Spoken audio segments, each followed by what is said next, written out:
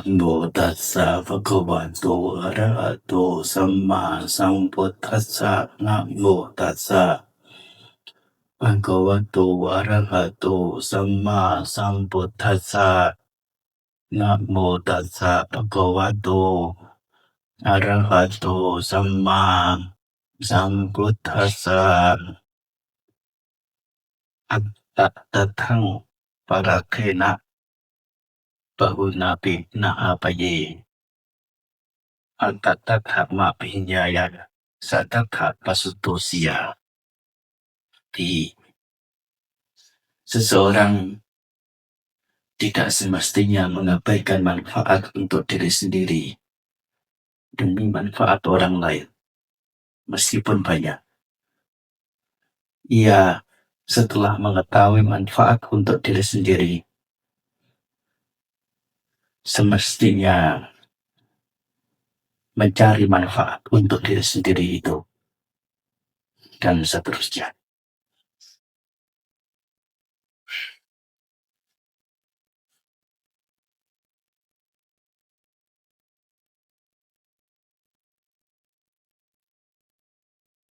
Ibu bapak, saudara yang berbahagia,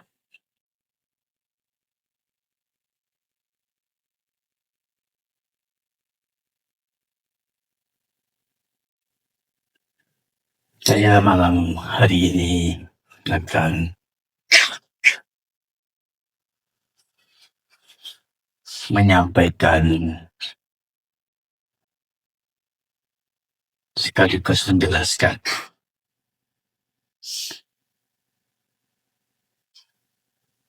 uraian Dharma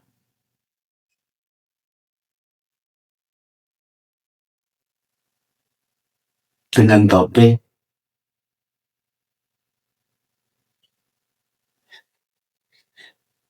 ya sesungguhnya topiknya sebagaimana yang disampaikan tadi dalam Dhammapada. Seseorang tidak semestinya mengabaikan manfaat untuk diri sendiri meskipun untuk manfaat orang lain meskipun banyak.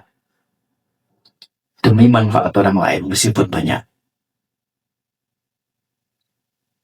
Itu kalau dalam bahasa terjemahan dari bahasa Bali yang diambil dari Dhammapada. Kalau topik secara ya untuk kita zaman now, bukan zaman now artinya ya yang untuk keseharian kita, sejauh apa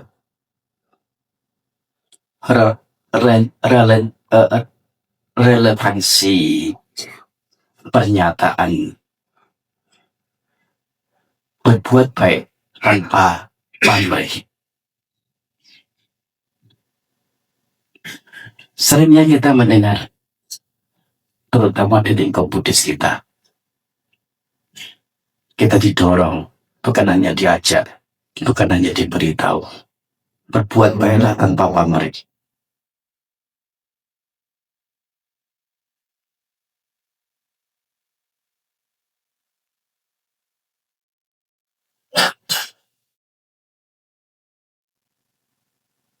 Artinya perbuatan baik seseorang lakukan, kita lakukan semata-mata demi pihak lain. Kira-kira kalau dikatakan tanpa pamrih, sebagaimana pernyataan sebelumnya, adakah hal yang diri sendiri si pelaku kebaikan itu akan dapatkan atau diharapkan? Tidak ada. Nah, ini pernyataan ini, berbuat baik tanpa pamrih, berbuat sesuatu demi orang lain tentu berbuat hal yang menyenangkan mereka, demi orang lain, demi orang luar, bukan demi diri sendiri. Kalau secara keilmuannya dikatakan dengan altruisme. Altruisme ya apa? Pokoknya melakukan sesuatu yang membuat orang lain senang. Dan itu dikatakan ya satu hal yang luar biasa. Tapi mereka lupa untuk menarik kesimpulan satu hal lagi. Luar biasa bagi siapa?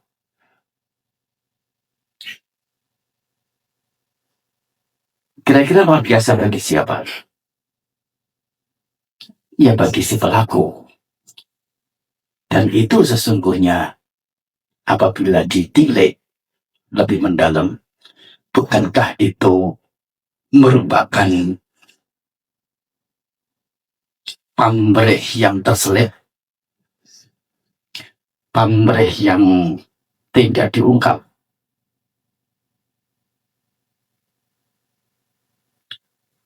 Siapa kira-kira yang tidak ingin menjadi yang luar biasa, dipuji, disanjung, baik oleh diri sendiri maupun oleh orang lain? Ya toh? Kalau diri sendiri berbuat baik, diri sendiri juga menyanjung, kamu luar biasa. Nanti orang lain juga ya menyanjung. Kalau belum, diharap menyanjung.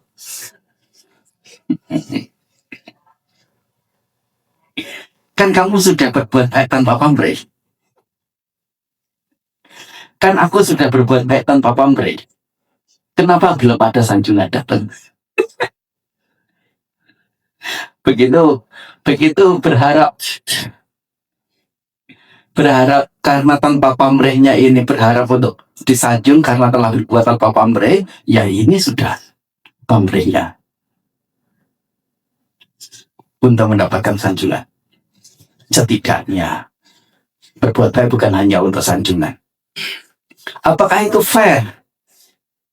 Saya pengen disanjung, saya pengen terkenal, saya pengen mendapatkan kebahagiaan duniawi, banyak teman, banyak pengikut, termasuk banyak harta kekayaan. Karena keinginan hal-hal demikian, saya melakukan kebaikan-kebaikan. Kira-kira fair enggak untuk saya? Fair. Lakukanlah. Meskipun itu untuk harapan-harapan sedemikian rupa.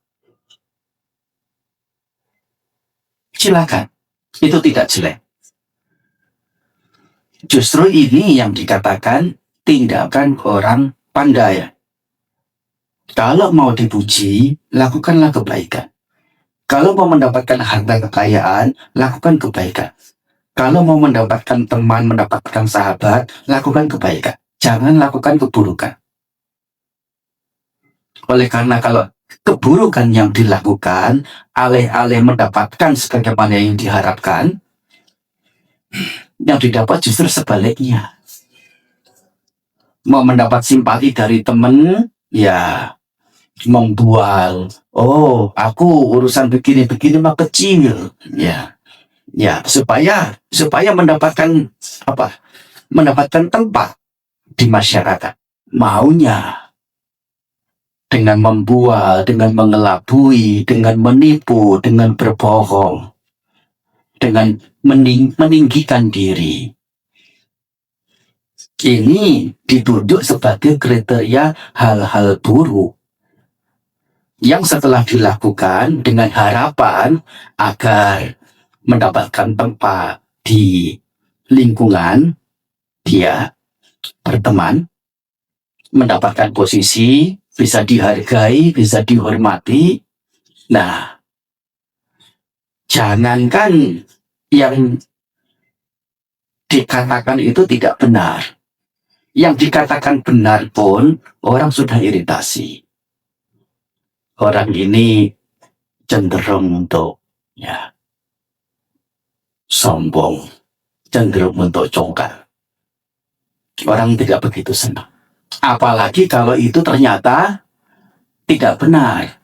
Hanya keinginan untuk bisa diterima di masyarakat, dia melakukan alih-alih hal baik, yaitu dengan berendah hati, dengan bertutur kata manis, dengan senang berbagi, dengan ya apa namanya, grateful, tahu terima kasih, banyak hal yang lain. Alih-alih melakukan kebaikan, ya dia melakukan keburukan. Tetapi bagaimanapun tujuannya adalah agar dia mendapatkan manfaat. Nah, kalau orang mau melakukan manfaat, ingin mendapatkan manfaat, yang dilakukan tentu kebaikan. Dan ini sudah fair, silakan. Dia berbuat baik hanya untuk dipuji. Jangan begitu. Berkata-kata demikian tidak bagus. Itu sudah fairnya kok. Untuk dia itu mendapatkan apa yang dia lakukan. Dia sudah melakukan hal yang semestinya, hal yang cerdas. Mau dipuji, memang keinginannya dipuji, kemudian dia melakukan kebaikan. Tapi kan tidak murni kebaikannya. Yang murni itu seperti apa? Kebaikan kan tanpa pamrih. Ya. Iya. Ya, kalau kebaikan tanpa pamrih, memang secara ultimate-nya, secara yang tertingginya, ya dibesarkan sedikit juga bagus. Volumenya dibesarkan sedikit juga bagus.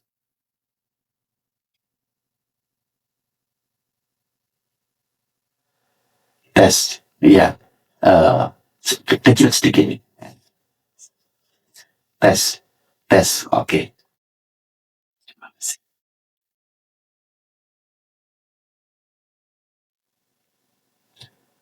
Ya, kembali ke pembicaraan tadi.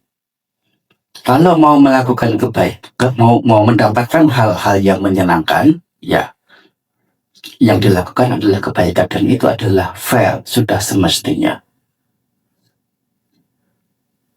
Daripada yang dilakukan adalah sebaliknya. Ya, tadi sampai pada tanpa pamrih. Sesungguhnya untuk berbuat sesuatu, berbuat baik tanpa pamrih, memungkinkan tidak.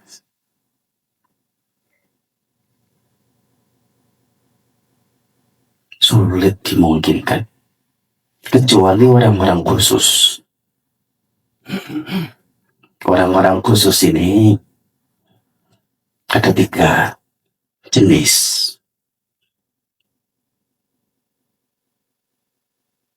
Saya tidak yakin sudah pernah memberikannya atau belum di sini. Orang yang berbuat tanpa pamrih jenis pertama adalah orang yang sudah mencapai kesucian sempurna.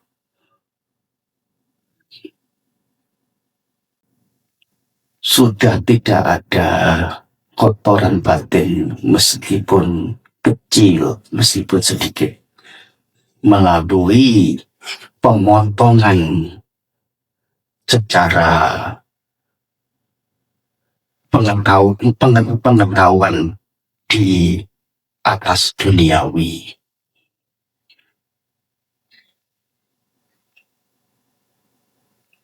Menjadi orang yang suci. Nah, karena telah tidak ada kotoran batin meskipun sedikit, segala yang orang tersebut lakukan, orang suci ini dikatakan sudah tidak ada pamrih lagi, oleh karena tidak ada sesuatu apapun yang menjadi arah tujuan, yang menjadi harapan, yang artinya tujuan, maksud, harapan untuk diri sendiri tidak ada lagi, sudah selesai dengan dirinya sendiri. Orang yang sedemikian rupa baru dikatakan tanpa pamrih.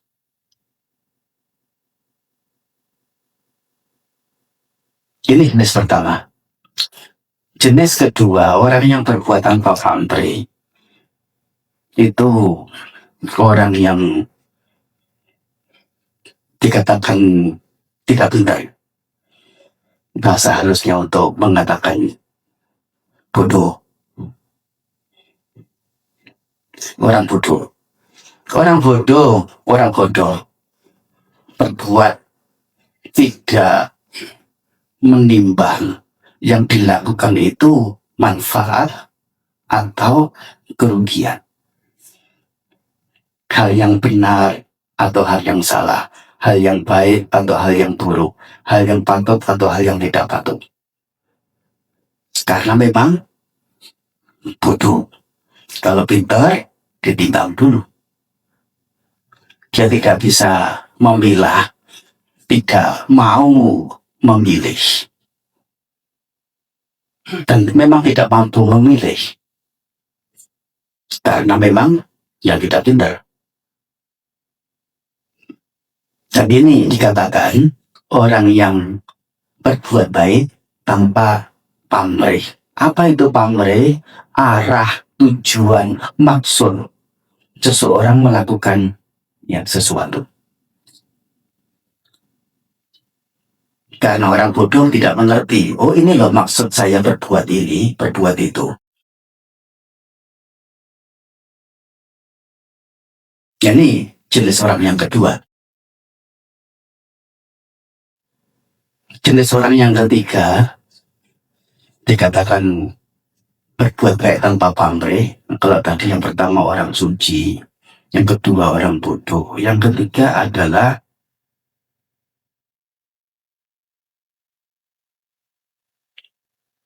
orang yang tidak wise.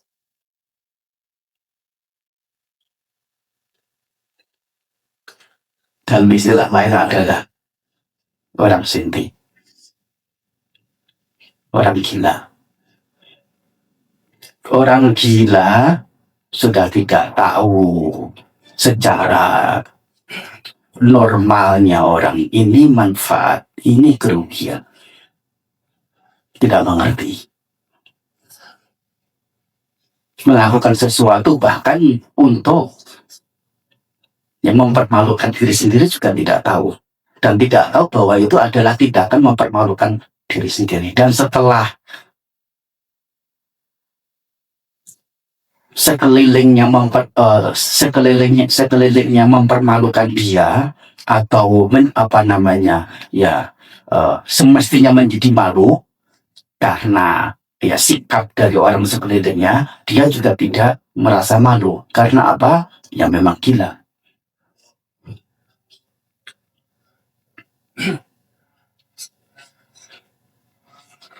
Nah, orang yang demikian ini, yaitu orang gila ini, adalah salah satu juga dikatakan orang yang tanpa pamrih dalam berbuat, tanpa tujuan, tanpa arah, tanpa maksud, yang normalnya, yang wajarnya.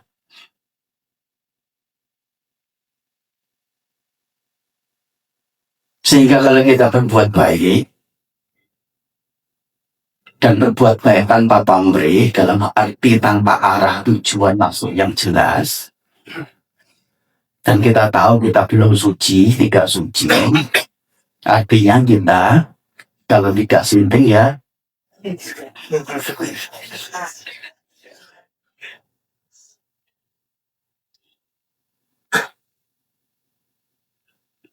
artinya apa? Bahwasanya kita diajak untuk menjadi cerdas. Cerdas itu sudah lawannya bodoh, sudah pasti lawannya gila. Apa yang menjadi manfaat untuk diri sendiri?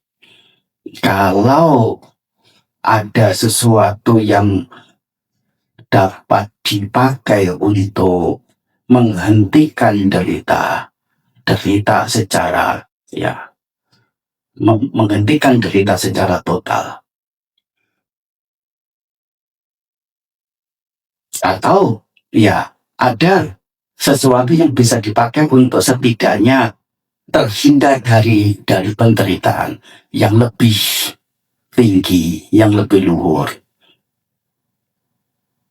Kita menggunakan cara-cara itu untuk menghentikan derita, untuk mendapatkan kebahagiaan. Itu ciri orang yang pandai, orang yang cerdas. Karena apa? Kita belum mencapai akhir dari penderitaan.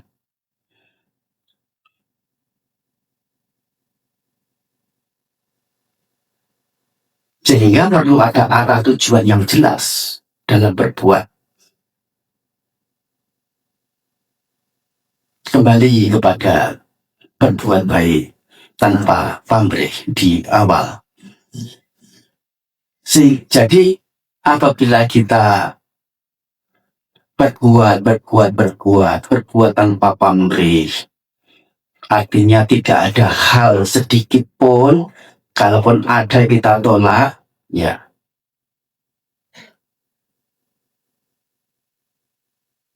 Sesungguhnya, masihkah itu relevan, memungkinkan untuk diri sendiri? Di satu sisi yang lain, sesungguhnya kita perlu ada sesuatu yang bisa kita dapatkan dalam rangka menjadi bahagia, dalam rangka bebas dari derita.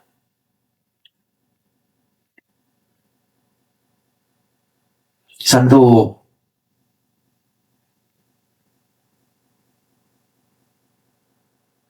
pemahaman yang barangkali agak berbeda memang. Kita diarahkan untuk berbuat baik tanpa pamrih. Berbuat baik tanpa pamrih. Di sini kita mendengar, ya, berbuatlah untuk manfaat diri sendiri. Apa itu? Ya, sudah penuh, tidak usah diragukan pamrihnya itu.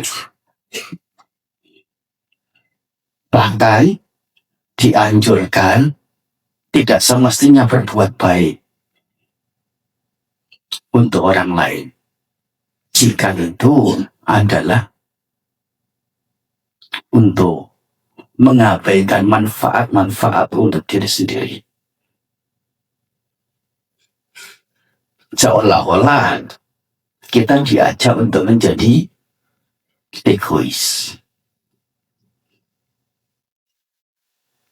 mencari manfaat untuk diri sendiri. Betulkah ini sebuah keegoisan? Mungkin. Artinya, tidak semua pencarian manfaat untuk diri sendiri adalah keegoisan. Satu sisi dikatakan keegoisan, tapi itu satu sisi yang khusus. Secara umumnya, mencari manfaat untuk diri sendiri, pamrih untuk diri sendiri, itu adalah hal yang logis, hal yang masuk akal. Masuk akalnya bagaimana? Masuk akalnya di mana? Masuk akalnya adalah kalau bukan diri sendiri yang mendapatkan, yang mencari manfaat untuk diri sendiri, siapa gerangan orang lain yang mencarikan manfaat untuk diri kita? Orang dari pagi sampai siang, hingga sore, bahkan sampai malam. Apa yang mereka cari? Untuk siapa mereka cari? Untuk diri sendiri. Ya, kebanyakan demikian. Dan itu memang hal yang nyata. Sampai pertapa yang tinggal di hutan-hutan, yang katanya untuk mencapai kesucian, untuk mencapai kebijaksanaan. Mereka melakukan itu untuk manfaat siapa? Untuk manfaat mereka sendiri juga.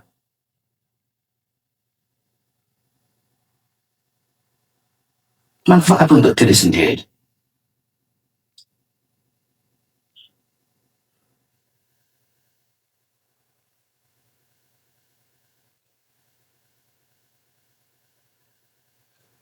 Nah, dalam hal ini kita tidak perlu menjadi risau bahwa oh ini kita sudah menjadi orang yang egois. Tidak, ini adalah yang logis. Oleh karena itu tadi, kalau bukan diri sendiri yang mencari manfaat untuk diri sendiri, siapa orang lain? Orang tua pun meskipun memberi kita, memberi untuk batasan waktu tertentu saja. Sampai kira-kira kita bisa mandiri, kemudian disapih. Tapi sampai ya, suruh pergi cari makan sendiri. Jangan mendekat di patok, jangan mendekat lagi sudah. Sampai tidak lebih dari 10% orang tua yang bisa berikan kepada anak-anaknya. Meskipun yang 10% itu bukan berarti kecil. Selebihnya apa? Yang bersangkutan yang harus mencari manfaat untuk diri sendiri. Apalagi siapa yang lain yang bisa kita tunjuk selain orang tua yang bisa memberikan segalanya kepada kita? Dewa yang kuasa? Oh, tunggu dulu. Banyak sekali pernyataan. Dewa akan memberi untuk orang yang berusaha. Betul ya? Iya.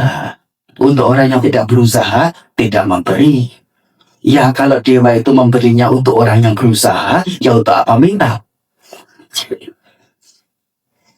Kan begitu logikanya. Iya.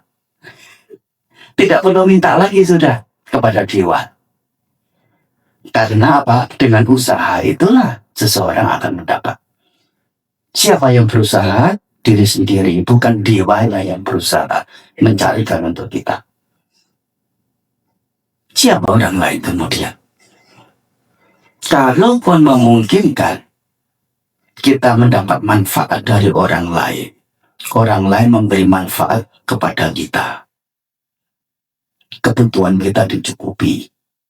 Kira-kira apakah sejauh apa itu akan mendatangkan kepuasan kepada diri kita? Kita maunya seberapa, tetapi diberinya seberapa. Kita maunya bagaimana, kemudian diberi yang bagaimana. Apakah selalu sesuai? Belum tentu, apalagi kita di pihak yang meminta, membutuhkan. Tidak sesuai dengan apa yang diri sendiri maksudkan. Katakanlah orang tersebut ya sudah memberi manfaat untuk diri kita seluruh hidup kita dan bisa memberikan manfaat dengan sepuas hati kita. Oke. Bagaimanapun akan ada titik celahnya, yaitu ya yang memberi itu siapa? Manusia. Ini siapa? Manusia juga. Sama-sama manusia, sama-sama orang. Mengapa satu pihak punya kemampuan memberi, bukan hanya mampu menghidupi diri sendiri, tapi juga mampu untuk memberi, sedangkan pihak sini jangankan untuk memberi, untuk menghidupi diri sendiri saja harus menggantungkan dari pihak luar. Kira-kira mana lebih mulia? Mana lebih luhur? Mana lebih pantas dihargai? Sama-sama hidup, ya ada yang mempunyai nilai plus, ada yang punya nilai negatif. Kalau diri sendiri ternyata mendapatkan nilai yang negatif, tentunya ini bukan kebanggaan, melainkan ya kekecewaan. Mengapa sampai justru di posisi yang ya tidak mulia, tidak terhormat, tidak dihargai? Karena yaitu uh, memberi tidak untuk kebutuhan diri sendiri saja harus bergantung sama pihak lain. Nah, ini logikanya tentang mencari manfaat dari pihak lain. Ada kerugian-kerugiannya.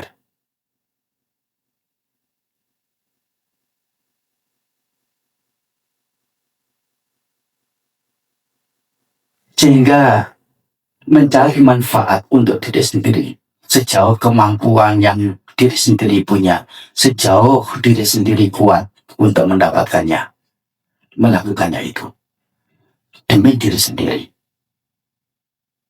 Dan ini adalah sudah logikanya, sudah logis.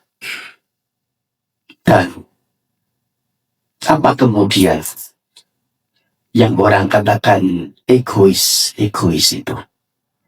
Bukankah egois itu upaya mendapatkan manfaat untuk diri sendiri? Ya, betul. Tetapi ada keterangan lebih lanjutnya. Keterangannya apa? Adalah mencari manfaat untuk diri sendiri dengan merugikan pihak lain.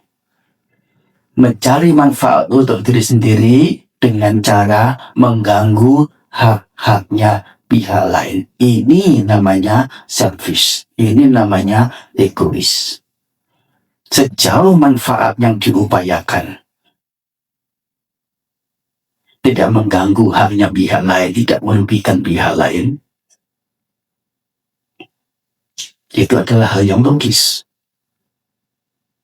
Dan setiap orang patut untuk mengupayakan manfaat untuk diri sendiri. Oleh karena diri sendiri yang adalah yang tercinta. Salah satunya adalah siapa? Guru agung kita, Sang Buddha. Sang Buddha dikatakan telah mencapai Attahita Sampati. Apa itu Attahita Sampati? Perolehan yang dalam rangka mendukung diri sendiri. Ini kalau diterjemahkan secara harfiahnya. Artinya apa? Telah tuntas, telah mencarikan manfaat, telah mendapatkan manfaat untuk diri sendiri. Attahita Sampati. Dan ini adalah kualitas kebudayaan yang pertama. Baru yang kedua, Parahita Sampati. Perolehan yaitu berupa mendukung pihak lain. Kata pihak lain ini siapa? Keluarga dekat beliau. Ibunda, ayahanda, saudara-saudara, sampai pada kerabat semuanya, sampai ke semua makhluk, namanya parahita. Dukungan bagi pihak lain, dukungan untuk pihak lain. Tetapi yang pertama adalah attahita, manfaat untuk diri sendiri. Pencapaian paramita sekian, tidak terhitung berapa kali kelahiran. 4 asamkhya kappa, 1 mahakappa. Demi apa? Demi mencapai sama Sang Buddha. Demi siapa? Demi diri sendiri. Kok Ate bisa berani mengatakan begitu? Ya, saya berani.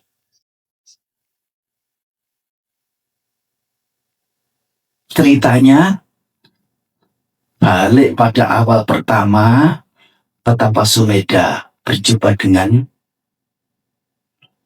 seorang sama Sang Buddha bernama Dipangkara. Melihat keanggunan, melihat kemuliaan, melihat sedemikian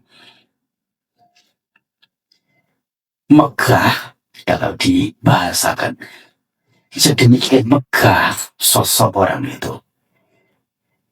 Karena kemegahan itulah kemudian muncul satu ketika saya harus mencapai sebagaimana yang Buddha Dipangkara ini capai, yaitu sama Sang Buddha. Apa itu? Kemegahan apa? Kemegahan berupa puja-puji dari para dewa dan manusia. Kemegahan berupa apa? Penghargaan, keseganan, penghormatan dari para dewa dan manusia. Kemegahan berupa apa? Cinta, sayangnya para dewa dan manusia kepada sosok Sama Sang Buddha ini. Sesuatu yang luar biasa yang sosok makhluk, sosok manusia mampu capai. Siapa yang tidak menginginkan? Meskipun seseorang yang telah mencapai kesama Buddhaan, begitu mencapai kebudayaan ini, sudah terpotong kesenangannya dalam menerima, dalam menanggapi puja-puji, mendapati penghormatan atau rasa cinta dari pihak-pihak luar. Tidak menyenangi lagi. Tapi, semua yang telah beliau capai itu adalah menghasilkan hal-hal serupa, dipuja, dipuji, dihormati, dihargai, dicintai oleh semua makhluk, kecuali kecuali mereka yang maunya jelek. Siapa itu? Dikatakan Mara. Mara tidak suka dengan orang baik. Mara tidak suka, tidak senang dengan orang suci.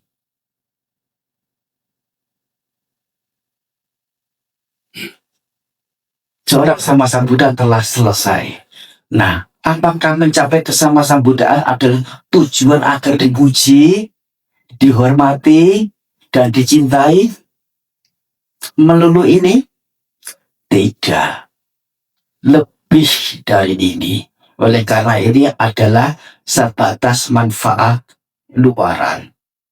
Manfaat yang di dalam yang lebih utama adalah mencapai pengetahuan, mencapai kebudayaan, bukan semata untuk tujuan dipuji, tetapi setelah mendapatkan pengetahuan benar, kebijaksanaan ini yang membawa pada keselamatan. Amanah. Tidak akan celaka lagi.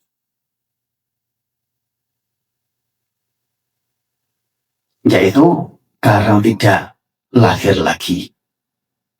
Karena kalau lahir, riskan untuk mendapati celaka. Tidak mungkin tidak akan mendapati celaka setelah lahir. Yaitu apa? Mendapati ketuaan, mendapati penyakit, mendapati kematian. Menghadapi ketuaan, menghadapi penyakit, menghadapi kematian, kira-kira orang yang setelah lahir akan senang tidak? Tidak senang. Itu belum cerita macam-macam yang lainnya. Baru yang paling pokok saja, konsekuensi dari lahir ya pasti tua, sakit, mati. Maunya lahir tapi tidak mau tiga yang lain.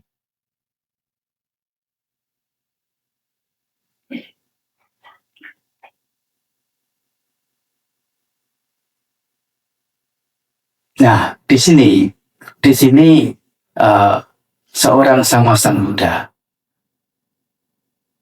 mencapai kebijaksanaan itu adalah untuk bisa selama. Beliau mencapai tingkat kesucian tertinggi. Selain itu akan mendatangkan penghargaan, penghormatan dari luar. Kesucian ini sesungguhnya bermanfaat untuk meredam derita. Hancur penderitaannya. Oleh karena kotoran batinnya sudah tersingkirkan. Yang ada adalah nilai luhur, nilai mulia, nilai luhur. Apa itu? Salah satunya juga adalah kebijaksanaan ini juga kita kasih nilai-nilai luhur yang lain. Dan karena kotoran batinnya tidak mampu bercokol di batin, sedangkan kotoran batin ini adalah sumber derita, bagaimana mungkin kemudian penderitaan bisa ada padanya? Barangkali ini satu pernyataan yang mungkin diterima secara teori saja, yaitu kotoran batin penyebab penderitaan. Ya, betul. Tapi itu adalah sebatas pada pernyataan. Jelasnya bagaimana? Tidak tahu juga. Apa hubungannya kotoran batin dan penderitaan? Kotoran batin ini apa? Hal-hal yang mengotori batin. Seperti apa misalnya? Salah satunya adalah kebencian, atau nama lainnya geram, marah, dendam. Nah, ini adalah salah satu di antara sekian banyak kotoran batin. Sewaktu kotoran batin, yaitu kebencian ini, merasuki batin siapapun, berumah tangga atau petapa, miskin atau kaya, wanita atau lelaki, ras apapun, batin yang dirasuki oleh kebencian ini akan menjadi demam, panas ya. Kalau kebencian sudah masuk, langsung jadi panas, demam. Kira-kira nyaman dan demam ini? Tidak nyaman, rasa gelisah, rasa sesak, terhimpit, tegang. Ini efek dari kotoran batin, tidak nyaman. Apalagi kalau sudah ditindaklanjuti dengan itikat buruk, ingin melakukan hal yang buruk karena kebenciannya ini. Bagaimana orang yang mau melakukan keburukan, bersiap-siap ingin menghabisi nyawa seseorang, apakah itu bisa disamakan dengan hati seseorang yang ingin berbagi sembako ke orang yang membutuhkan? Hatinya jauh berbeda. Orang yang mau berbagi sembako, berdana kepada yang lain, hatinya lega, leluasa, hatinya plong, hatinya besar. Sebaliknya orang yang punya keinginan untuk mencelakai yang lain, hatinya penuh dengan rasa takut, gelisah, panas, tegang, sampai mengarah ke tubuhnya. Bagaimana? Dadanya berdebar, matanya terbelalak lebar.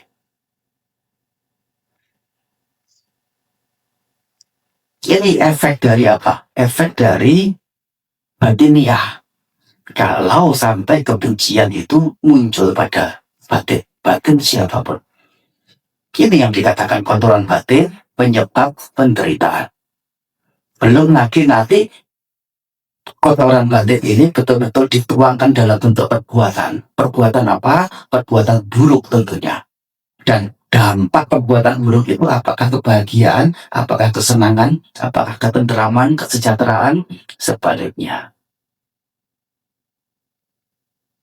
Lebih menderita lagi. Ini kalau kotoran batin yang muncul. Sehingga dikatakan di sini kotoran batin itu penyebab penderitaan. Kalau kotoran batin, salah satunya kebencian ini, tidak sampai ada, kira-kira ada enggak yang membuat menderita? Tidak ada lagi. Dan karena tidak ada hal yang membuat menderita, bisakah dikatakan orang yang bebas dari penderitaan? Ya, orang yang bebas dari penderitaan boleh tidak dikatakan sebagai orang yang damai, tentram, tenang, sejuk, yaitu nama lain dari bahagia. Nabi Santi Parang Sukang kebahagiaan selain ketenangan. Sesungguhnya tidak ada. Karena menjadi tenang itulah bahagia. Dan itu yang dicapai oleh Sang Buddha. Kesucian ini adalah untuk menjadi tenang, menjadi damai, menjadi bahagia. Satu lagi, apa yang Sang Buddha capai selain kebijaksanaan yang mendatangkan selamat, kesucian yang mendatangkan sejuk, damai, dan satu lagi adalah kewelas asihan yang beliau tunjukkan mendatangkan rasa agung besar dalam hati beliau. Berbagi ilmu, berbagi berkah, berbagi manfaat kepada para dewa dan manusia, kepada semua makhluk yang sudah dalam takarannya untuk mengerti Dharma, mengerti ajaran beliau, mengikuti ajaran beliau.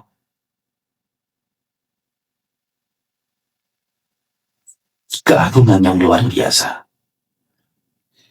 Rasa lebar, rasa luas ada pada hati beliau.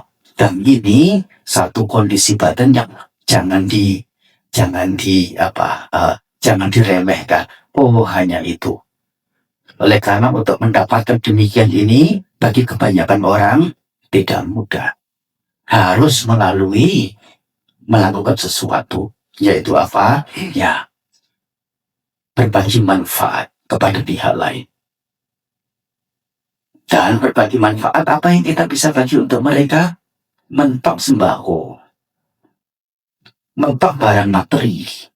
Sekali-sekali bisa mengentaskan dia dari cengkeraman kematian. Dan itu pun hanya sebetulnya apa? Hanya kata-kata saja.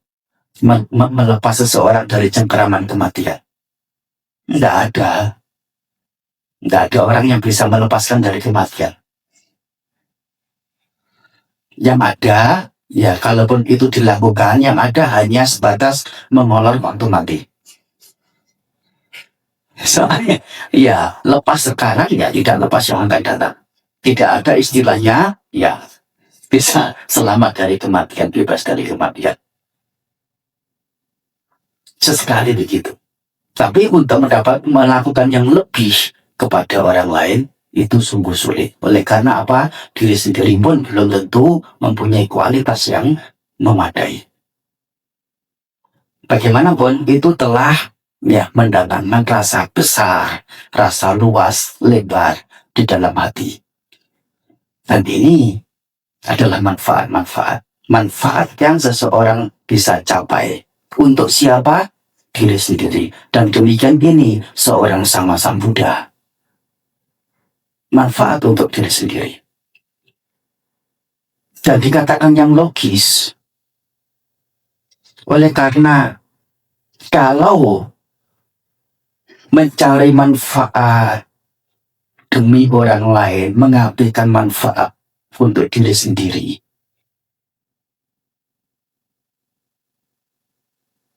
mendukung orang, semata-mata untuk ini, bukan semata-mata ini adalah paramitaku, ini adalah kebaikanku, hanya mengatakan ini adalah manfaatmu, aku tidak perlu manfaat, aku boleh menderita, membiarkan diri sendiri menderita dan melontar dengan penderitaannya itu. Ini yang dikatakan tidak bijaksana.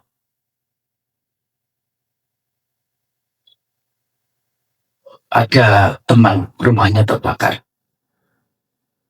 rumahnya sendiri juga terbakar.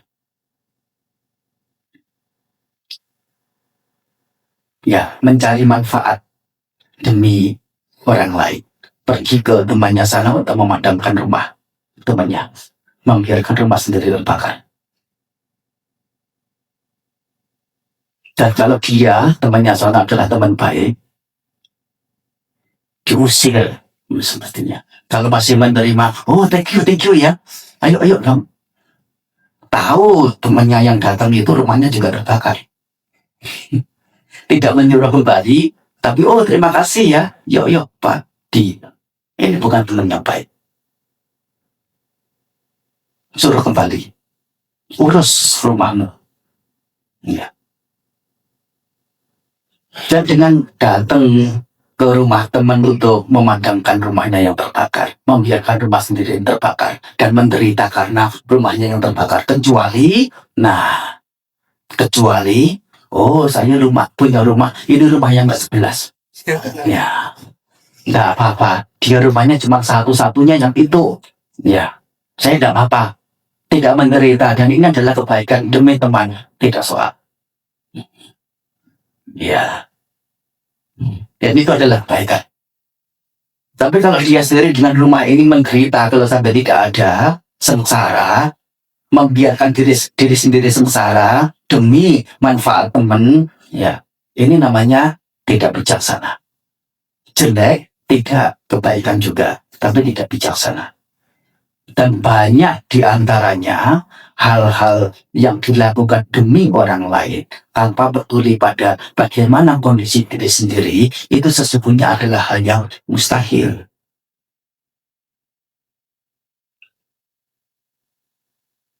Mustahilnya bagaimana? Kalau kita terjebur di lubang di sumur, orang lain juga terjebur di sumur. Sumur yang sama atau sumur yang berbeda. Sebelum kita mentas dari sumur, bagaimana kita bisa menolong yang lainnya untuk mentas dari sumur? Kita harus mementaskan diri dulu, baru kemudian mementaskan orang lain. Sedangkan sewaktu di pesawat saja, ya selalu ada peringatan sebelum pesawat take off. Bagaimana menggunakan teropong oksigen. Kenakan teropong oksigen pada diri sendiri dulu, baru kemudian membantu samping kiri kanan. Kalau diri sendiri dalam bahaya, bagaimana bisa menolong orang lain? Itu logikanya. Diri sendiri aman dulu.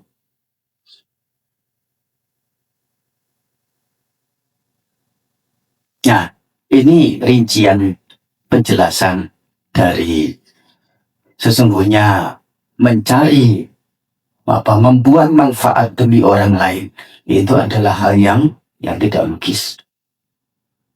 Kalau dengan mengabaikan manfaat untuk diri sendiri. Jadi, carilah manfaat untuk diri sendiri. Nanti saya takut ini egois. Jangan takut. Ini adalah hal yang logis. Kalau begitu, besok saya tidak usah perdana, Bante ya. Kalau begitu, saya tidak usah bersabar. Tidak usah melakukan kebaikan-kebaikan. Kan semuanya untuk manfaat diri sendiri. Anda keliru besar. Yang Anda lakukan dengan tidak berdana, dengan menjadi gigir, dengan tidak mau berbagi, itu bukan mencari manfaat, tetapi Anda sedang mencari kerugian. Dengan Anda tidak mau bersabar, itu bukan manfaat, itu adalah kerugian. Dengan Anda tidak berendah hati, tahu budi jasa orang lain, itu bukan manfaat, tapi itu adalah kerugian. Kalau Anda ingin mencari atau mendapatkan manfaat untuk diri sendiri, salah satunya dengan berbuat yang memberi, sesungguhnya semua kebaikan inilah jalan atau cara, upaya mendapatkan manfaat untuk diri sendiri. Sehingga kalau mau mencari manfaat diri sendiri bukan menjadi gigir, tetapi menjadi murah hati. Besok berdanalah yang banyak-banyak. Bersabarlah yang banyak. rajin-rajin lagi yang lebih banyak lagi. Mengapa tiga ini yang sering terdengar oleh saya, keluhan orang-orang. Apa itu? Rajinnya, dermanya, apa tadi? Sabarnya. Rajin, sabar, sama apa satu lagi? Ya. Bante, saya tinggal bersama dia. Dia itu begini, begini, begini. Ya selalu saya yang melakukan terus. Memang rajin itu baik. Ya. Tapi kalau harus saya terus yang rajin, keenakan dia. Saya bergaul dengan dia, hidup dengan dia. Dia mau-maunya sendiri. Dia mau menang sendiri. Saya ya disuruh sabar. Ya memang betul sabar itu baik. Tapi kalau harus sabar, saya yang jadi harus bersabar terus, keenakan dia.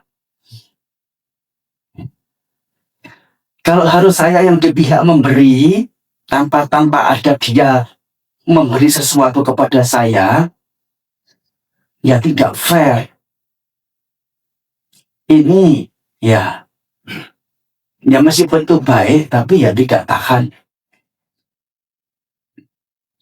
Orang yang mengeluh sedemikian rupa sesungguhnya tidak teguh pada prinsip mencari manfaat untuk diri sendiri secara sesungguhnya. Yaitu apa? Teguh pada nilai-nilai bajing sebagai cara mendapatkan manfaat yang sesungguhnya bagi diri sendiri. Tidak peduli itu mau sebanyak apa. Sejauh diri sendiri bisa lakukan, mampu lakukan, kuat untuk lakukan, berusaha melakukannya. Oleh karena itu adalah manfaat untuk diri sendiri. Jadi demi manfaat untuk diri sendiri inilah perangkat mencari manfaat untuk diri sendiri inilah seseorang berbuat baik. Oleh karena sesungguhnya kebaikan itu walau tampaknya itu mendatangkan manfaat bagi pihak yang dituju, ya masyarakat, orang luar, tetapi sesungguhnya itu adalah manfaat inferior. Manfaat utama ada pada si pelaku, si pemberi. Dan jangan sampai berbuat baik demi orang lain. Oleh karena berbuat baik demi orang lain, meskipun konsepnya ini memungkinkan, tapi ini risiko besar. Risiko panas, risiko kecewa. Tidak mengira loh Bante, ya, dia sampai begini. Ya, sekarang dulu itu dia saya ini, saya rawat, saya besarkan, saya bantu apapun dia mau. Saya telah melakukan banyak hal untuk dia. Tapi ternyata begini ya, sikap dia pada saya. Kalau yang dibawa, kalau yang diantar dalam berbuat baik, itu adalah demi dia, dari konsep demi orang lain. Ini riskan menjadi kecewa. Tapi kalau dengan prinsip kebaikan ini adalah bagianku, adalah manfaatku, dengan alasan bagaimanapun tidak ada yang namanya kecewa. Dan sesungguhnya bahwa kebaikan ini sebagai satu patokan untuk diri sendiri. Kebaikan semata-mata apa? Untuk manfaat ini.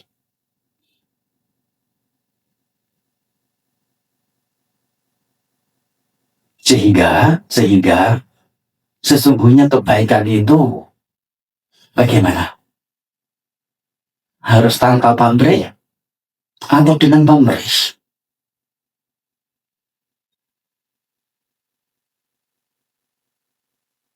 Bagaimana dengan pernyataan berbuat baik tanpa pamrih? Sesungguhnya, apakah itu relevan? Tidak relevan. Tetapi, bagaimanapun, ini juga sebagai satu bahasa rakyat.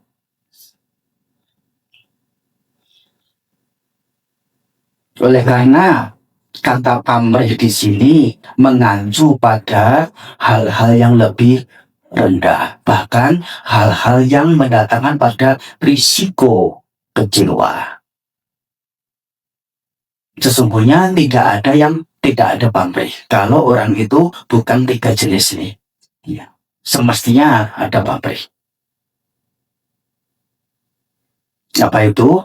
Suci juga tidak, bodoh juga bukan, sinting juga belum. Segala apa yang orang lakukan, ya mestinya ada arah tujuan. Ada pamrihnya. Pamrih yang lebih rendah akan riskan menjadi kecewa. Saya berbuat baik kepada bos saya dengan harapan satu ketika kalau saya butuh sesuatu bisa dibantu bos. Kalau minta tolong bisa dibantu. Saya berbuat baik pada bos, satu ketika kalau bertemu di tempat tertentu, tempat perjamuan, tempat orang banyak keramaian, ya setidaknya saya disapa, ditegur. Ya ditegur atasan itu kebanggaan. Apalagi atasan itu stratanya tentu lebih tinggi. Orang yang stratanya lebih tinggi, orang yang punya strata yang tinggi sampai menegur, itu tentu hal yang menyenangkan, membanggakan. Dan itu harapannya. Tidak ingin untuk tidak dengan harapan supaya bisa dibantu, tidak. Cukup supaya bisa ditegur sapa. Satu lagi, berbuat baik kepada bos, karena memang di lingkup yang dia tinggal itu selain bos tidak ada orang lain. Dan dia melakukan ini adalah karena tahu perbuatan baik itu adalah kewajiban untuk diri sendiri. Yang menjadi tujuan itu siapapun tidak peduli. Kebetulan yang ada memang bos. Dari 3 jenis perbuatan ini, dengan 3 macam pamrihnya, kira-kira yang keberapa yang riskan untuk kecewa? Tidak usah sulit menjawab. Yang pertama ya. Oleh karena apa? Dengan harapan bisa dibantu kalau membutuhkan sesuatu. Ya akan dibantu kalau yang diminta itu adalah bantuan-bantuan yang kecil. Memang membantu mengantar anak bos ke sekolah, membantu orang tua bos untuk mengajak ke rumah sakit, mengajak jalan-jalan ini itu. Ya. Tapi ya kalau yang diminta untuk dibantu oleh bos ini, minta untuk dipinjami 2M untuk beli rumah. Bos saya perlu uang untuk beli rumah. Rumah saya digusur. Karena dulu memang tanahnya juga bukan tanah sendiri. Misalnya, saya perlu rumah. Oh ya, apa yang bisa saya bantu? Tolong saya dipinjami. Saya tidak minta, dipinjami. Berapa? 2M. Ya kalau gaji Anda 100 juta per bulan memungkinkan. Gaji Anda hanya 2 juta. Untuk hidup sehari-hari katakanlah potong 1 juta. Setiap bulan 1 juta, 1 tahun hanya 12 juta. Berapa tahun ini akan lengkap 1M?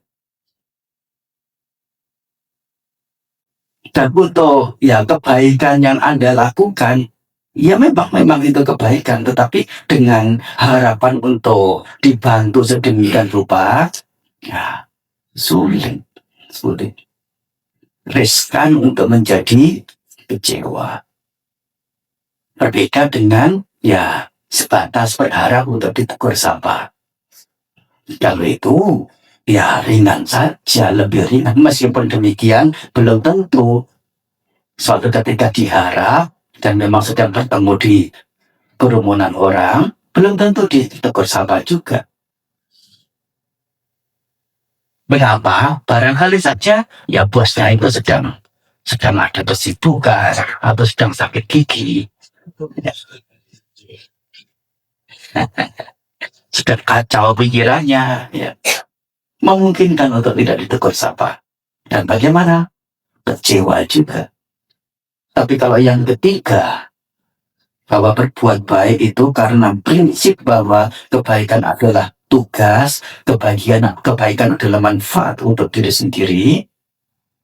Hanya kebetulan yang ada memang bos. Suatu ketika bos mau bantu ya silakan, tidak bantu pun tidak kecewa. Bos mau tegur sapa juga silakan, tidak tegur sapa pun tidak kecewa. Sama-sama kepada bos juga dalam ketiga kasus ini. Ini namanya kalau pamrihnya itu lebih bawah, riskan menjadi kecewa. Kalau lebih tinggi, nah, yang paling tinggi apa? Pamrih itu pamrih untuk menghancurkan pandangan keliru. Pamrih untuk menghancurkan kotoran batin. Semua berbuat baik, berlatih dharma untuk mencapai kesucian misalnya. Apa pamrihnya? Pencapaian kesucian itu pamrihnya. Dan semestinya ada arah tujuan yang jelas dalam berbuat baik, berbuat sesuatu. Ada yang dituju. Karena kalau tidak ada yang dituju, ya orang bodoh, orang gila, atau memang sudah suci. Ya. Termasuk orang yang sudah merasa suci, sudah menganggap dirinya suci, kemudian berbuat sesuatu tanpa pamrih, sebetulnya dia orang yang gila. Karena apa? Merasa sudah suci. Ya tak orang gila ya. Ya, aku sudah suci ini ya. Ya.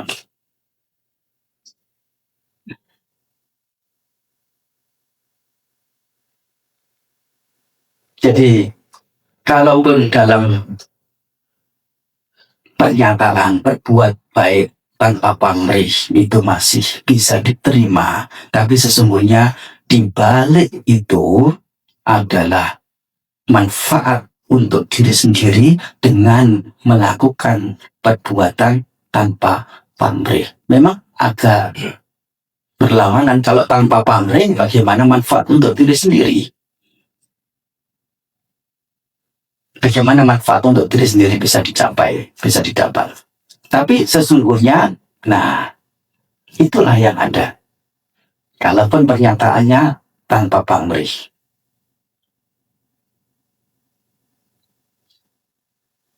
Sehingga ini yang membedakan dua pemikiran. Dua pemikiran ini yang membedakan yang namanya aliran selatan dan aliran utara.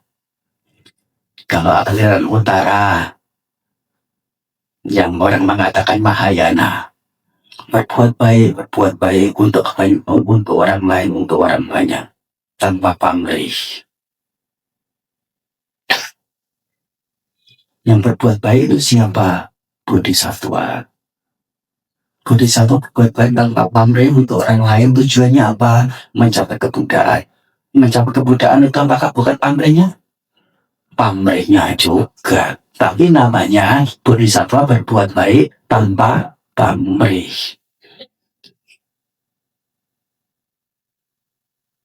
Dan dalam Theravada, ya prinsipnya adalah berbuat baik untuk diri sendiri, untuk diri sendiri, untuk diri sendiri. Sepertinya selfish, egois, tapi manfaat untuk diri sendiri, berbuat baiknya. Contohnya apa? Berbagi. Mulai dari berbagi sembako sampai berbagi dharma. Mengentaskan orang dari derita. Berbuat baik berupa sabar. Cinta kasih dipancarkan. Itu semua yang dilakukan. Dan itu membuat pihak lain dirugikan atau membuat orang lain mendapat keuntungan, mendapatkan manfaat. Manfaat juga, keuntungan juga, kebahagiaan juga, setidaknya tidak menderita oleh perbuatan yang seorang itu lakukan. Dan itu yang orang itu sedang melakukan adalah mencari manfaat untuk diri sendiri.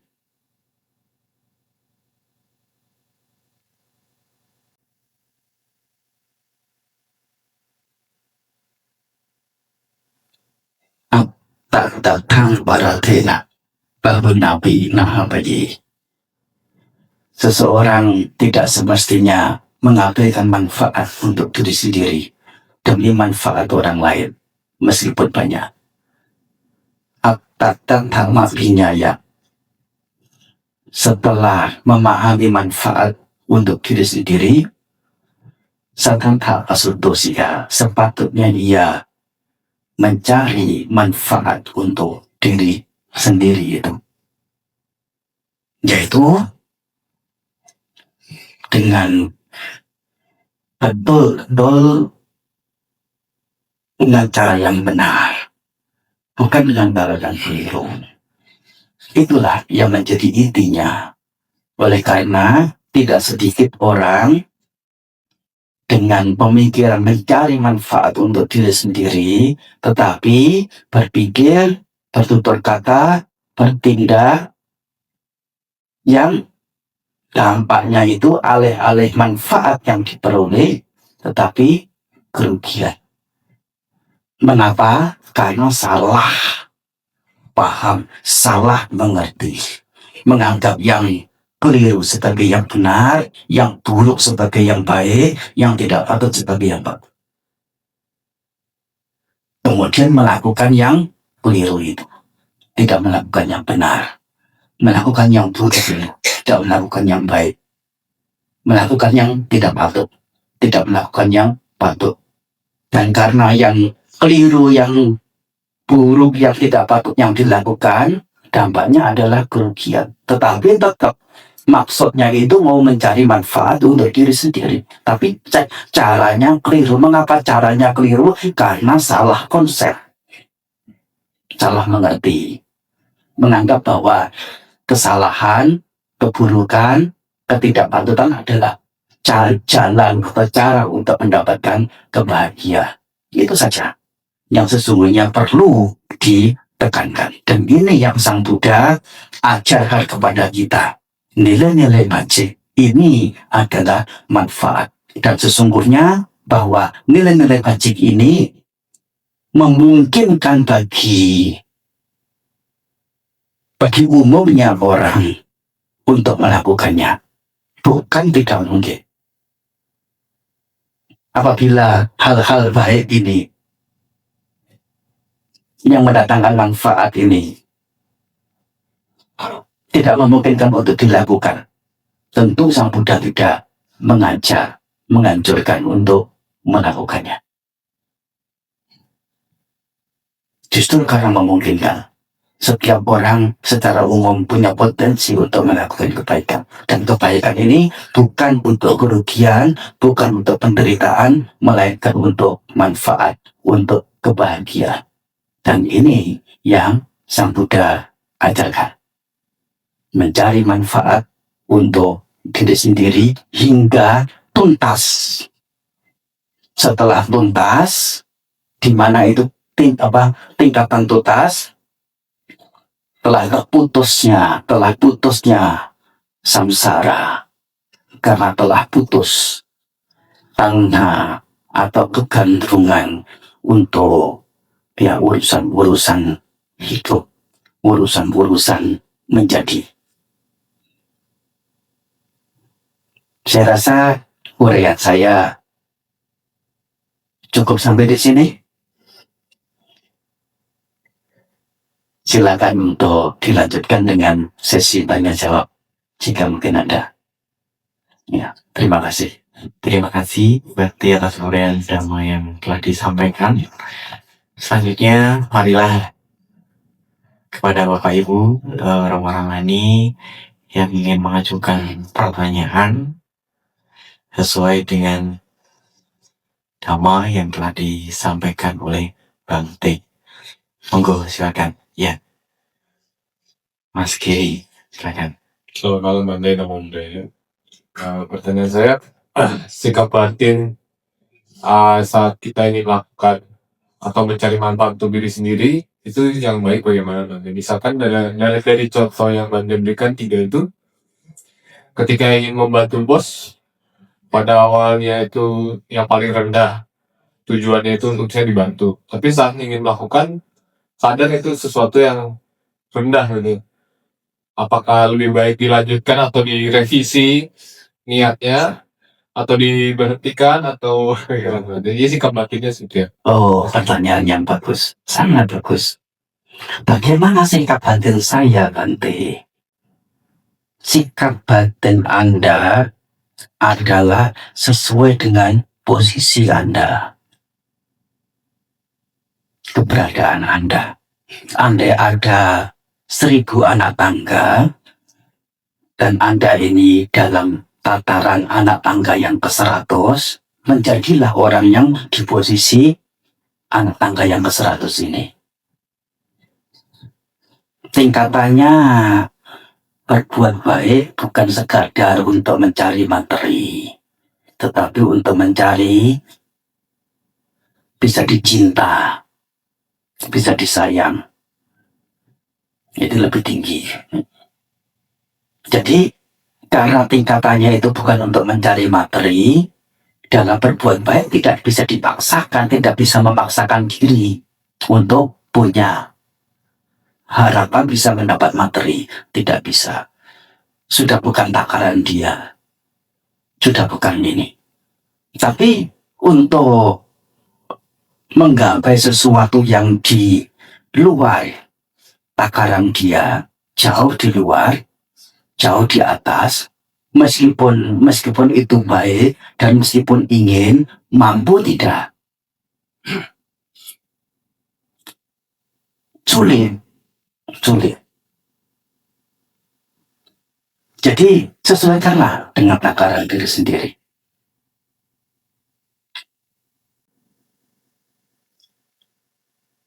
Berbuat baik untuk mengikis kotoran batin. Ya itu sih bagus, tidak salah juga. Baik untuk siapapun. Tapi untuk sementara ini, ya saya tidak bisa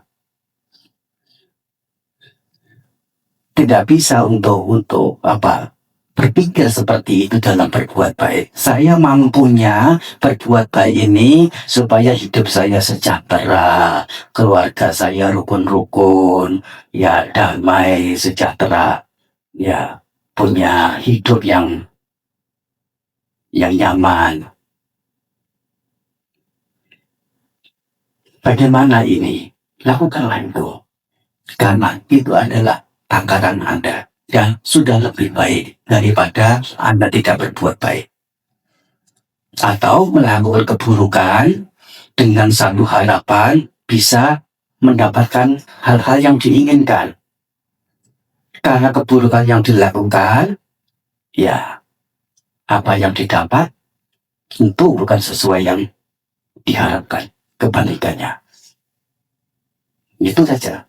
Hanya, ada yang namanya pelatihan diri, ada yang namanya pengembangan diri, adalah manfaat untuk diri sendiri yang lebih baik, yang lebih luhur. Kita meningkatkan diri sendiri, memacu diri sendiri, apa yang diri sendiri kira-kira mampu lebih untuk bisa melakukan, lakukanlah, itu tidak jelek.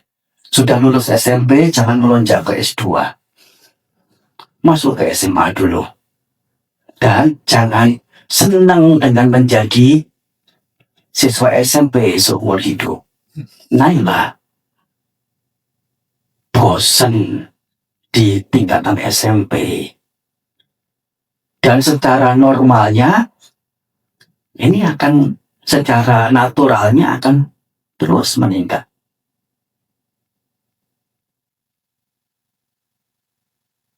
Ini adalah bagaimana memposisikan diri sesuai dengan memang yang ada di posisi Anda.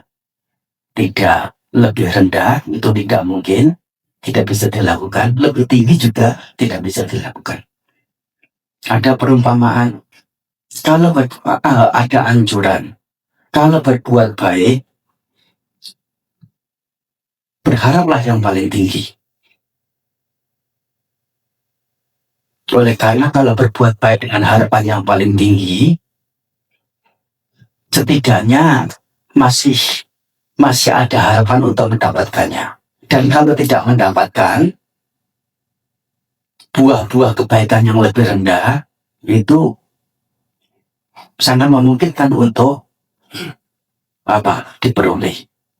Diumpamakan seperti kalau menanam padi, setidaknya kalau padunya itu tidak berbuah, setidaknya ya rumputnya yang ada buahnya. Yang ditanam padi, bulir padi, yang tumbuh padi. Setidaknya kalau tidak ada padi, satu bulir pun yang tumbuh, setidaknya ada rumput yang tumbuh. Boleh, dan itu tidak jelek. Tetapi sesungguhnya dalam hati seseorang berbuat baik, semoga saya mencapai nibbana. Kalau bukan nakalannya, ada nggak kira-kira penolakan? Nibbana apanya nggak ngerti. Nibbana itu nggak ada kesenangan loh, udah bisa kuliner loh.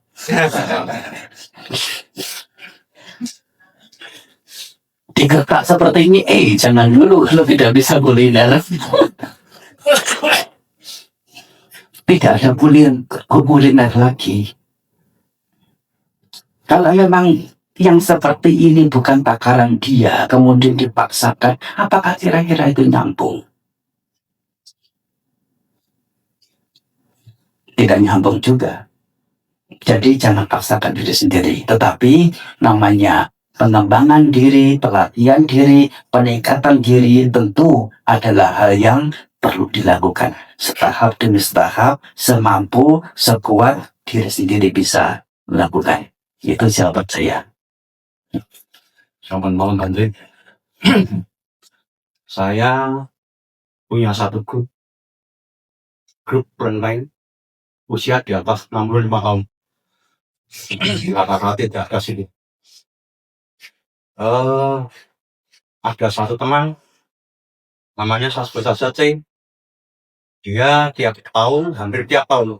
Jadi di 3 tahun ini selalu menjamu di rumah makan. Orangnya biasa, tidak suka disebut sanjung-sanjung. Kalau gojek ya gojek seperti apa adanya. Apakah ini termasuk pandai? Wah.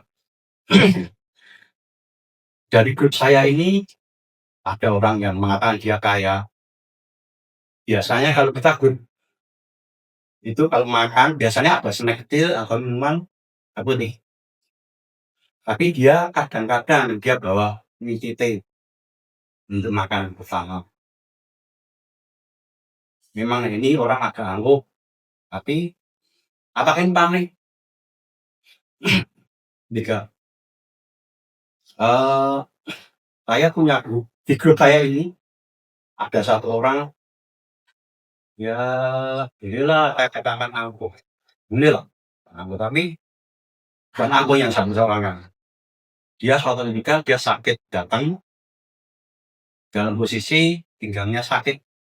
Katanya bahwa dia mau MRI untuk melihat apakah ada problem ginjalnya, sehingga dia mah jalannya agak sulit. karena saya merasa loh, saya sangat mengenai orang Dan saya terjun dia caranya gini. Ternyata dia bisa jalan dengan baik, artinya banyak berkurang. Apakah perbuatan saya karena ini bukan apa karena saya tahu apakah saya orang jelek. Oke, terima kasih. Satu situasi tidak bisa kemudian disimpulkan hanya dengan melihat. Oleh karena yang kita lihat itu sesungguhnya bukan hal yang tampak. Yang kita lihat adalah sesuatu yang tidak tampak. Apa itu? Karma. Karma itu tampak tidak? Tidak tampak. Karma itu perbuatan. Memang orang melakukan sesuatu, ya menempeleng ini, itu karma tidak? Karma. Kelihatan karmanya? Tidak. Soalnya apa? Menempeleng ini bukan tangannya menempeleng yang disebut karma, tapi kehendaknya menempeleng itulah karmanya. Niatnya itu. Sekarang niatnya apa dalam menempeleng itu? Ternyata yang ditempeleng ketawa-ketawa kemudian merangkul. Dan yang menempeleng tahu kalau itu akan membuat dia senang, membuat dia ditempeleng senang. Ternyata menempelengnya itu adalah menunjukkan keakraban. Soalnya kalau tidak menempeleng, orang akan ragu ini sejauh apa, ya dianggap akrab, dirasa akrab. Nah, begitu menempeleng, oh sudah menganggap saya orang akrabnya dia.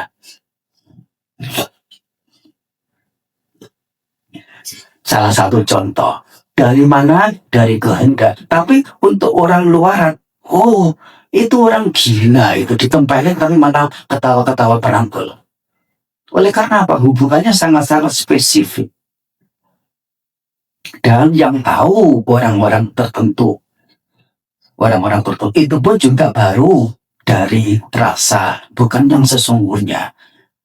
Tidak bisa diketahui secara jelas. Taunya adalah apabila si pelaku itu memberitahu, dan memberitahu secara jujur. Sejauh apa bisa diukur kejujurannya, untuk sampai saat ini belum ada alat ukur. Sejauh apa orang jujur, ini loh kehendak saya dalam melakukan sesuatu. Nah, jadi orang berbuat baik, menjamu. Apakah dalam menjamu itu dia tidak pamrih? Tidak ada pamrih, tidak ada ingin ya dipuji atau apa? Saya rasa kalau dia bukan orang suci, bukan orang bodoh, bukan orang gila, dia masih senang dipuji. Kalau orang bodoh, orang gila tidak senang dipuji. Mungkin tidak menjadi senang kalau dipuji. Termasuk juga orang yang sudah suci tidak menjadi senang dipuji. Tapi kalau dia sejauh menjadi orang yang normal, semestinya dia akan senang dipuji. Menyenangi untuk dipuji. Meskipun ya cara dia itu tidak arogan. Hanya cara saja. Supaya tampak dia itu tidak menyenangi puji, tidak berharap dipuji. Tetapi sesungguhnya dengan cara yang lebih halus itu, ya dia bisa mendapatkan kenikmatan yang lebih lembut juga. Yaitu apa? Apa namanya? Berbaik hati atau berendah hati. Ya, berendah hati untuk mendidikan mutu. Nah, misalnya, sebetulnya maunya sih merendah, tapi merendah itu bukan tujuan untuk supaya direndahkan, tapi justru untuk diangkat, disanjung, ditinggikan. Itu cara orang dalam bertindak, dalam bersikap, dalam mencari manfaat untuk diri sendiri. Dari mulai tidak tampak, tapi satu ketika orang itu yang sudah sering menjamu, hampir tiap minggu ngajak ngumpul, dan dia selalu menjamu. Dan memang orangnya juga ya punya nilai-nilai positif yang lain. Satu ketika dia menginginkan sesuatu. Saudara-saudara, saya suka dengan orang ini. Orang ini saya cocok dengan pemikirannya. Ya, pilih dia ya, coblos dia ya. Nah, begitu dia mengatakan begitu, kita sedikit banyak juga akan terpengaruh. Karena apa? Karena ya hal-hal baik yang orang itu telah lakukan. Barangkali saja ini yang ditunggu-tunggu selama 2 tahun, 3 tahun menjamu itu adalah untuk ngomong ini. Siapa tahu ya, pamrih juga ya. Kita tidak tahu apa tujuan seseorang. Meskipun tidak tampak, bukan berarti tidak ada pamrih. Dan semestinya punya pamrih. Yaitu misalnya Bapak membantu orang sakit, kemudian bisa sembuh. Mereda, ya. Kalaupun hanya mereda dengan niat yang baik, sesungguhnya niat baik ini mendatangkan kelegaan. Kebahagiaan, melihat orang lain bahagia, ya. Kenapa? Membantu orang itu tanpa kerja, saya membantu karena saya mampu. Iya. Nah, Ini perbuatan orang gila. bukan perbuatan orang gila, karena Bapak tidak gila. Bukan perbuatan orang suci, karena Bapak mungkin ya rasanya belum suci ya. Ya, bukan orang suci ya. Ya, tapi mungkin Bapak belum cukup cerdas. Artinya apa? Semestinya mencari manfaat untuk diri sendiri secara bijaknya, secara cerdasnya. Bahwa dengan yang membantu karena saya masa bisa membantu orang ini jalannya sulit, bisa jalan. Iya. Ya aku Silakan. Kondisi seperti ini, yaitu betul-betul tanpa pamrih ini ya kepada seseorang, sesungguhnya adalah perbuatan yang baik, tetapi baik yang tidak didukung dengan pengetahuan yang semestinya.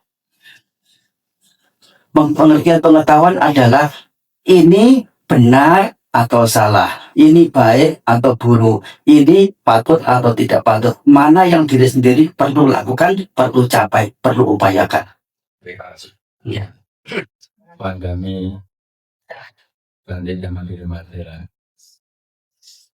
Di dalam Korean Pandai tadi ada kalimat orang yang telah selesai dengan dirinya sendiri. Di satu kesempatan, Bapak Menteri Agama kita, Pak Lukman Hakim, bertemu dengan para Pandai, salah satunya dengan Yang Mulia Pandai Panyawaru. Dia mengatakan bahwa para guru inilah orang yang telah selesai dengan dirinya sendiri.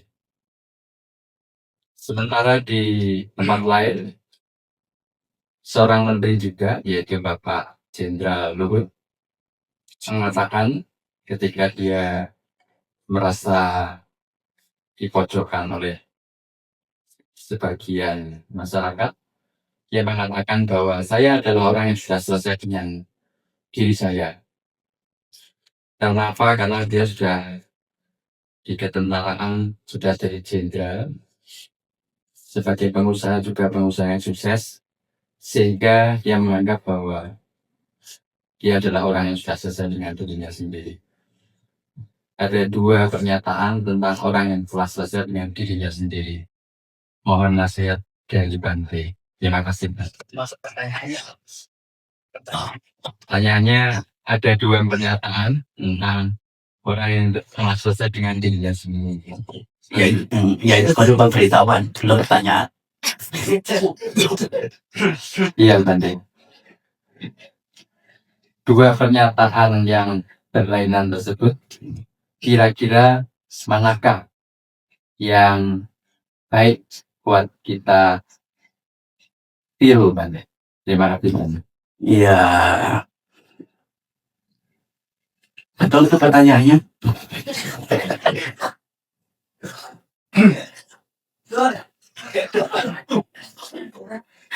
Cari-cari pertanyaan.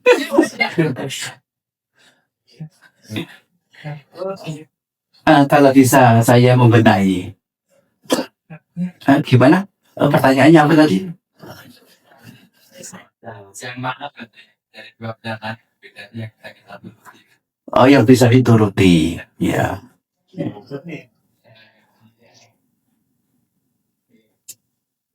Kalau pertanyaannya adalah mana yang bisa kita turuti, tidak ada yang bisa dituruti karena tingkat atau posisi seseorang di masyarakat tidak sama. Tingkatannya lebih tinggi untuk setara dengan pernyataan seperti Pak Menteri Luhut punya, mungkin ya bukan sebatas itu saja dikatakan selesai dengan diri sendiri. Yang dimaksud mungkin sudah seperti Pak Lukman, tingkatannya apa?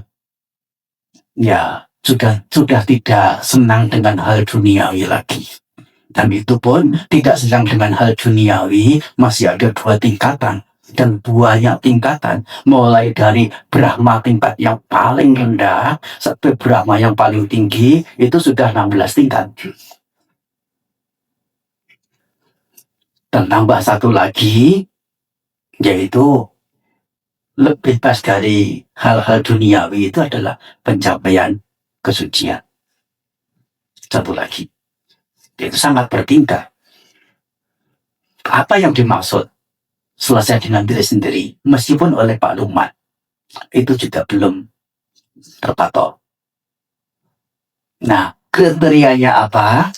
Nah, itu juga batasannya sampai di mana itu juga tidak sama dengan yang kita Buddhis. Nah, punya batasan mana kata setelah selesai dengan dirinya sendiri, nah lebih mengacu pada mencapai tingkat kesucian yang tertinggi lagi.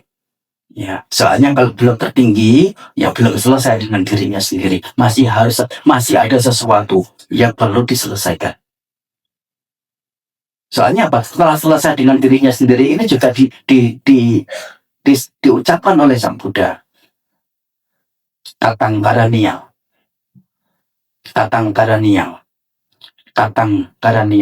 Karaniang itu artinya hal-hal yang patut dilakukan. Katang telah dilakukan. Artinya apa? Naparang idhatayati pejanatin.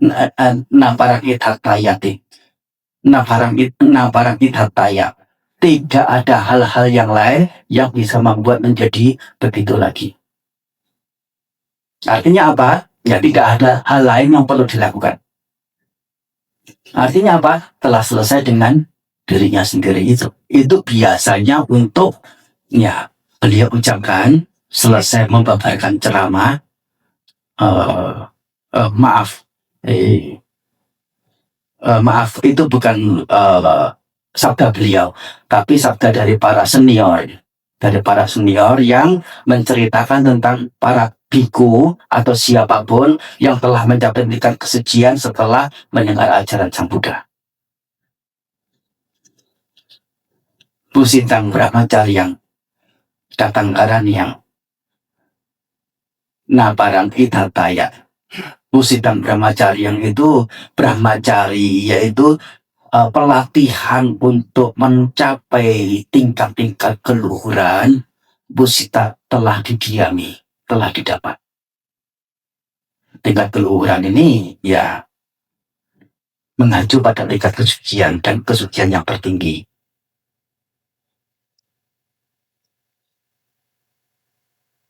Jadi dalam hal ini batasan mana